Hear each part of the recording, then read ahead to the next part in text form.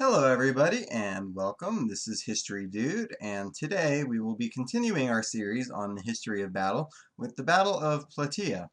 Now, in 479 BCE, the Persians, commanded by Mardonius, once more marched south into Greece, as you can see here. Now, this is where the Battle of Plataea took place, right about here. Now, Sparta and Athens and their allies assembled a substantial army and faced the Persians in front of Thebes, and after an 8-day standoff, the Greeks decided on a night withdrawal to Plataea. This maneuver went chaotically wrong, and by daybreak the center had successfully withdrawn, but the Spartans on the right and the Athenians on the left were still close to the enemy. And here you can see the Spartans on the right and the Athenians on the left close to the enemy.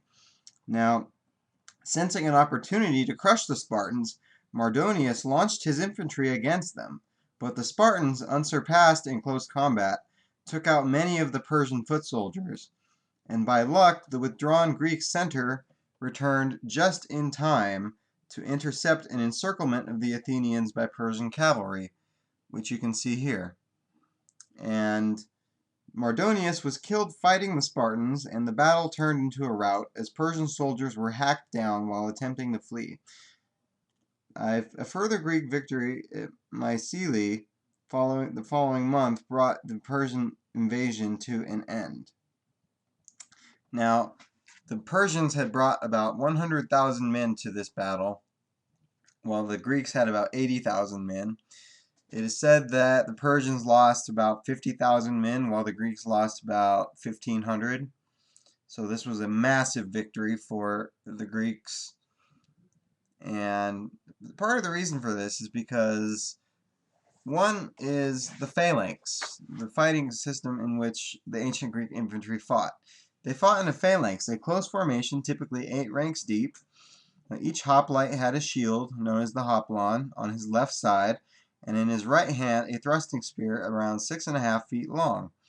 Now, when opposing phalanxes confronted one another, they advanced until shield butted against shield, and then they pushed with all their weight, while those in the front ranks, wielding spears over arm, stabbed at the enemy. And that is the typical formation for the Greek soldier, and the phalanx was very, very crucial in the victory at the Battle of Plataea because the Persians had no such discipline and they had no such training. So, and they were much lightly armored. They were much more lightly armored. The Greeks had bronze armor, while the Persians pretty much were wearing fabric and cloth. So, it was pretty much a shoe-in for the Greeks. And that's pretty much it for this battle. I hope you've enjoyed it, and I'm looking forward to bringing you more educational videos in the future.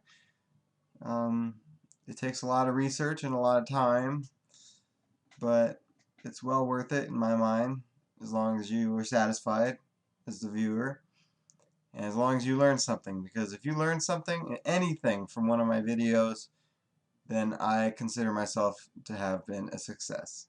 So, with that, I will say goodbye, and as always, I will wish you an awesome day.